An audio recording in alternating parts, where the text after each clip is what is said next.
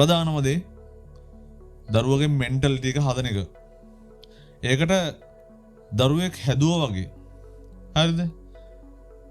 ඒ වගකීම් අරගෙන හැදුවා වගේ. ඒ රිස්ක් එක අරගෙන හැදුවා වගේ වැදගත්ම දේ මෙන්ටලිටි එක හදන එක. හරිද? මම මෙහෙම ප්‍රශ්නයක් අහන්නම් අම්මා තාත්තලාගේ. හරිද? ඔබගේ දරුවා කවුද? ඔබගේ දරුවා මොන වගේ කෙනෙක්ද? එයා ආස මොනවටද? එයා කැමති මොනවටද? එයා බය මොනවටද? එයා කතා කරන්න කැමති දේවල් මොනවද? එයාගේ මයින්ඩ්සෙට් එක වැඩ කරන්නේ කොහොමද? එයා සමාජයේ පැත්තට බර කෙනෙක්ද? එහෙම නැත්නම් තනියම ඉන්න ආස කෙනෙක්ද? එයා මොනවද හිතන්නේ? එයා මොනවද අලුතෙන් ඉගෙනගෙන තියෙන්නේ?